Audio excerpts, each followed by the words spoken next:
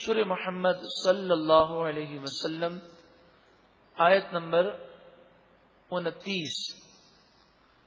ام حسب الذین فی قلوبہم مرض، جن کے دلوں میں بیماری ہے کیا وہ یہ گمان کرتے ہیں، کیا وہ یہ سمجھتے ہیں الَّن یخرج اللہ اضغانہم، کہ ہرگز اللہ تعالی ان کی دشمنی کو ظاہر نہ فرمائے گا.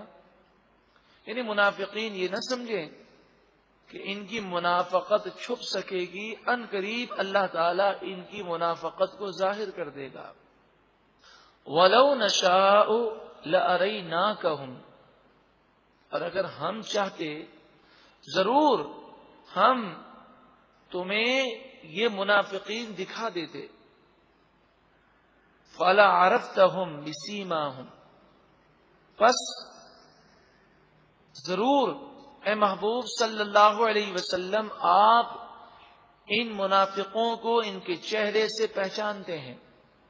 نبی اکرم صلی اللہ علیہ وآلہ وسلم کو اللہ تعالیٰ نے یہ اختیار دیا اور یہ طاقت دی کہ آپ چہرہ دیکھ کر اس کے ایمان کو جان لیتے تھے کہ یہ منافق ہے کہ مومن ہے. وَلَتَعْرِفَنَّهُمْ فِي لَحْنِ الْقَوْلِ، اور ضرور بضرور آپ انہیں پہچانتے ہیں ان کی بات کے انداز سے. نبی اکرم صلی اللہ علیہ وآلہ وسلم کے سامنے کوئی منافق آ کر گفتگو کرتا تو آپ اس کی گفتگو شروع کرتے ہی سمجھ جاتے کہ یہ منافق ہے کہ مومن ہے. واللہ یعلم اعمالکم، اور اللہ تعالی تمہارے اعمال کو خوب جانتا ہے. وَلَنَبْلُوَنَّكُمْ حَتَّى نَعْلَمَ الْمُجَاهِدِينَ مِنْكُمْ، اور ضرور بضرور ہم آزمائش فرمائیں گے تمہاری، یہاں تک کہ تم میں سے جو جہاد کرنے والے ہیں اسے ہم ظاہر کریں گے. وَالصَّابِرِينَ، اور صبر کرنے والوں کو ظاہر کریں گے کہ جب مشکلات آئیں گی تو لوگوں کو معلوم ہوگا کہ کون اسلام پر صحیح معنوں میں کاربند ہیں، کون صبر کرنے والے ہیں، کون مجاہد ہیں.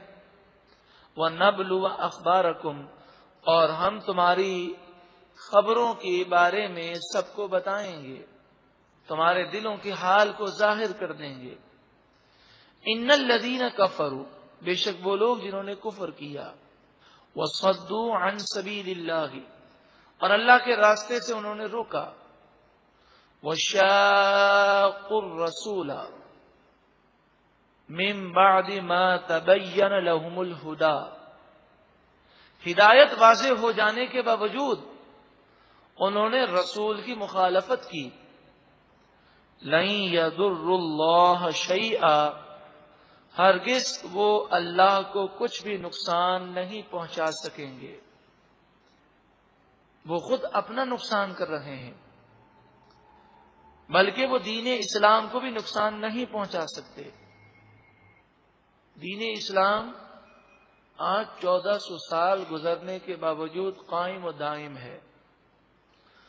ایسے ایسے حالات آئے کہ محسوس ہوتا تھا کہ اب دین اسلام باقی نہ رہے گا، مگر دین اسلام پھیلتا رہا، آج بھی پھیل رہا ہے. اللہ تعالیٰ جس سے چاہے گا اس دین کی خدمت لے لے گا. اگر ہم اپنی صلاحیتیں دین اسلام کے لیے قربان نہیں کریں گے تو یہ ہمارا اپنا نقصان ہے.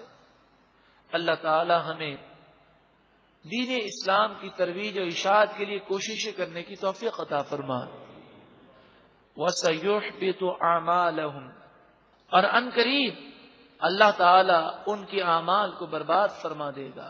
دنیا میں جو انہوں نے اچھے کام کیے اس پر انہیں کوئی صلہ نہیں ملے گا.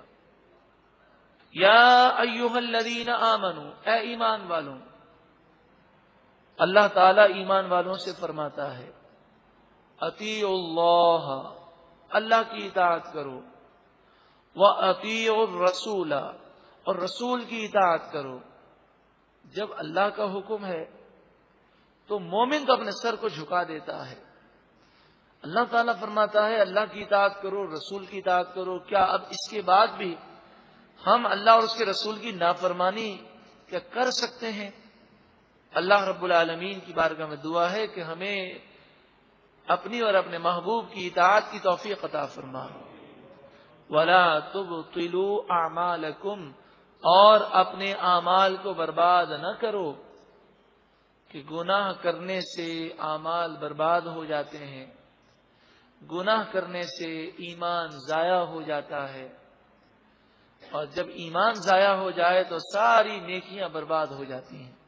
ان الذین کفروا وصدوا عن سبیل اللہ، بے شک وہ لوگ جنہوں نے کفر کیا اور سیدھے راستے سے روکا، ثم ماتوا وهم کفار، اور پھر کفر کی حالت میں وہ مر گئے، فلن یغفر اللہ لہم، پس ہرگز اللہ تعالی ان کی مغفرت نہیں فرمائے گا. فلا تہنوا، اے مومنو تم سستی نہ کرو. جب دشمنان اسلام کے خلاف سازش کرنے میں سستی نہیں کرتے تو اے مومنو تم اسلام کو پھیلانے میں سستی کیوں کرتے ہو؟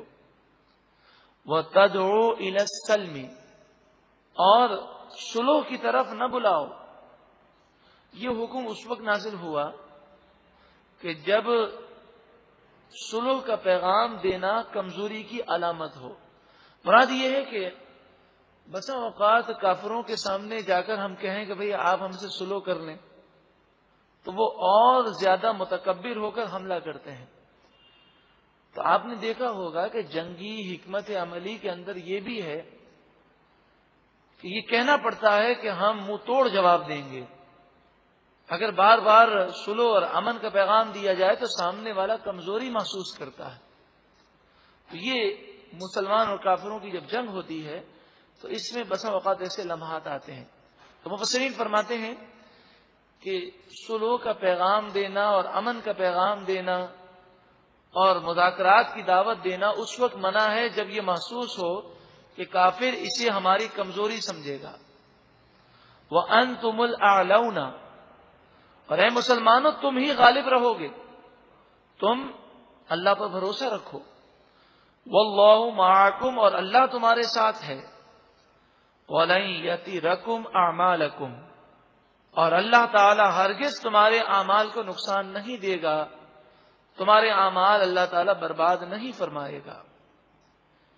انما الحیات الدنیا لعب ولہو، دنیا کی زندگی تو صرف کھیل کود ہے، یعنی کھیل کود کی طرح بے حیثیت بے وقت ہے، فضول زندگی ہے اگر اس زندگی کے اندر اللہ کو راضی نہ کریں. ویسے آپ دیکھیں کھیل شروع ہوتا ہے، بچے جب کھیلتے ہیں تو صبح سے لے کر شام تک وہ کھیلتے رہتے ہیں. اگر ہم شام کو ان کے پاس جائیں تو آپ کو وہاں پر کوئی عمارت کسی چیز کا وجود نظر نہیں آتا. بڑی محنتیں کی ہیں انہوں نے، لیکن کھیل کے اینڈ پر کسی چیز کا وجود نظر نہیں آتا. لیکن صبح سے شام تک اگر مزدور بھی کام کرے تو اس کا کام نظر آتا ہے. اسی طرح دنیا کا معاملہ ہے کہ پیدائش سے لے کر موت تک دنیا دنیا دنیا کرتا رہا، اور پھر جب مرے گا تو جس طرح دنیا میں آیا تھا خالی ہاتھ، وہ قبر میں بھی خالی ہاتھ ہی جائے گا. ہاں نیک اعمال ہوں گے تو یہ دنیا یقیناً آخرت کی کھیتی ہے، نیک اعمال اختیار کرے گا تو یہ دنیا آخرت کی کھیتی بن جائے گی. وَإِن تُؤْمِنُوا، اور اگر تم ایمان لاؤ، وَتَتَّقُوا، اور تقوی اختیار کرو، یُؤْتِکُمْ أُجُورَکُمْ، اللہ تعالیٰ تمہیں تمہارے نیک اعمال کا صلہ عطا فرمائے گا. وَلَا يَسْأَلْكُمْ أَمْوَالَكُمْ، اور اللہ تعالیٰ تم سے تمہارے مال نہیں مانگتا. صرف اور صرف اللہ کی راہ میں جو مال خرچ کرنے کا حکم ہے وہ بھی تمہاری بہتری کے لیے. تم سے یہ نہیں کہا جاتا کہ ایمان لاؤ اور سارا مال اللہ کی راہ میں دے دو اور خود اپنے پاس کچھ بھی نہ رکھو. إِن يَسْأَلْكُمُوهَا فَيُحْفِكُمْ تَبْخَلُوا، اگر اللہ تعالی تم سے ان تمام مال کا مطالبہ فرماتا اور تم سے زیادہ طلب کرے تو ضرور تم بخل کرو. زکوٰۃ دینے میں کئی لوگ ہیں کنجوسی کرتے ہیں. اگر یہ حکم ہوتا کہ جو کماؤ سب اللہ کی راہ میں دے دو، صرف آج کا کھانا اور آج کی ضرورت رکھو، باقی سب اللہ کی راہ میں دو، یہ مستحب تو ہے لیکن فرض یہ واجب نہیں. اگر یہ حکم ہوتا تو اکثر لوگ بخل کرتے، اور ایسا بھی ہو سکتا تھا کہ اکثر لوگ اس بخل کی وجہ سے ایمان ہی سے دور ہو جاتے، کیونکہ فرض کا انکار کرنا یہ کفر ہوتا ہے. وَيُخْرِجْ أَضْغَانَكُمْ، اور وہ بخل تمہارے دلوں کے میل ظاہر کر دے گا کہ تم ایمان زبان سے لاتے ہو، اللہ کے حکم پر جان بھی قربان ہے، اس کے زبانی دعوے ہیں، تم مال دینے کو تیار نہیں ہو.